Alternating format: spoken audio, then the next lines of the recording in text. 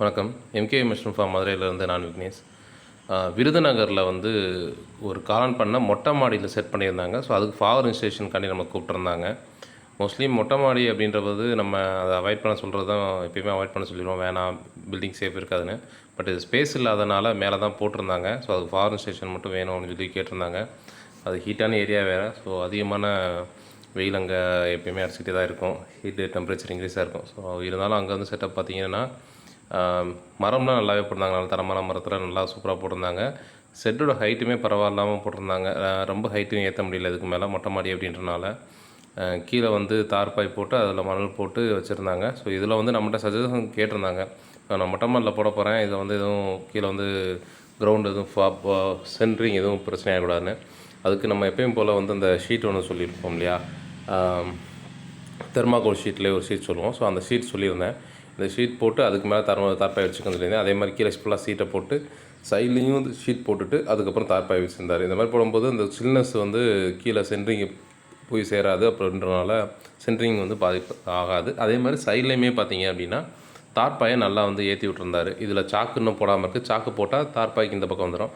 அதனால் வடிகிற தண்ணியும் பார்த்தீங்க அப்படின்னா உள்ளேயே விழுந்துடும். மோஸ்ட்லி வந்து கீழே தண்ணி போகாது. ஸோ அந்த மாதிரி தான் அந்த செட்டப் ரெடி பண்ணியிருக்கு. நம்ம எப்பயும் போல் ஃபால் செட்டப் வந்து தனித்தனி கேட் வால்வை வச்சு உள்ள டைமர், ஆட்டோமேட்டிக் டைமரும் வச்சு பண்ணி கொடுத்துட்டோம். ஏன்னா அவரில் ஒர்க்குக்கு போகிறனால, ஸோ அடிக்கடி வந்து பண்ண முடியாதுன்றனால ஸோ ஆட்டோமேட்டிக் டைமர், மோட்ரு எல்லாமே மேலே செட் பண்ணிட்டோம். அவங்க மாடியில் வச்சுருந்த டேங்க்லேருந்து எடுத்து அதிலே 1/2 HP மோட்ரு. ஸோ செட்டோட சைஸ் பார்த்திங்க அப்படின்னா 20க்கு 20 சைஸ் கிட்ட வரும். ஸோ அந்த சைஸ்க்கு வந்து டோட்டலாக செட் பண்ணி பாகரும் போட்டு காமிச்சிட்டோம். டெம்பரேச்சர் வந்து நம்ம ஒர்க் பண்ணும்போது ரொம்பவே ஹீட் இருந்துச்சு. ஒர்க் பண்ண முடியாத அளவுக்கு வேர்த்து ஊற்றிக்கிட்டு இருந்துச்சு. பவர் போட்டதுக்கப்புறம் டோட்டலாக சேஞ்சஸ் ஆகிடுச்சு. இல்லை இன்னும் சாக்கு போடுற ஒர்க் மட்டும் கம்ப்ளீட் பண்ணாமல் இருந்துச்சு. ஸோ அதுக்கான பாகமே சேர்த்து போட்டு கொடுத்துட்டோம். இப்போ டெம்பரேச்சர் நல்லாவே மெயின்டைன் ஆச்சு. ஒன்றும் பிரச்சனை இல்லை. நல்ல ஒரு இருந்துச்சு. இதில் வந்து இன்னும் சின்ன கரெக்ஷன் மட்டும் இருந்துச்சு. அதெல்லாம் சொல்லிட்டு வந்து எக்ஸாஸ்ட் ஃபேன் போடல. ஸோ ஏரியேஷனுக்கு ஜன்னல் விடாதனால, மாடின்றனால ஹீட் உள்ள ஒன்று விடலை.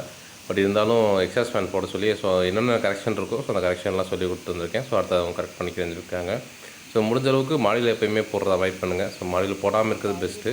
ஸோ வேறு வழி இல்லை அப்படின்னா இந்த மாதிரி பண்ணுங்கள். ஸோ இந்த மாதிரி ஃபுல்லாமே ஷீட் போட்டுட்டு அதில் வந்து தெர்மாகோல் ஷீட் போட்டு அதுக்கு மேலே தார்பாய் வச்சு அதுக்கு மேலே மணல் போடுங்க. அந்த மாதிரி போடும்போது அந்த சில்னஸ் வந்து கீழே இறங்காமல் இருக்கும். ஓரளவுக்கு மாடி பாதிப்படையாமல் இருக்கும். மாடியில் டெம்பரேச்சர் மெயின்டைன் பண்ணுறது கொஞ்சம் கீழேயோட மேலே அதிகமாகவே ஒர்க் பண்ணுற மாதிரி இருக்கும். ஸோ அதுக்கேற்றப்பல ஃபார் செட்டப்பும் கரெக்டாக போட்டுக்குங்க. ஸோ அப்போ தான் டெம்பரேச்சர் நமக்கு மெயின்டைன் ஆகும்.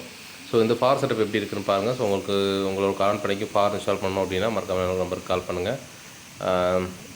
தென் சாக்கு கட்டி மாடியில் போட்டாலும் சாக்கு கட்டுறது, ஜன்னல் வைக்கிறது இதெல்லாம் கண்டிப்பாக வைங்க. அப்போ தான் நமக்கு வந்து ஓரளவுக்கு ஃப்ரெஷ் ஏர் வரும்.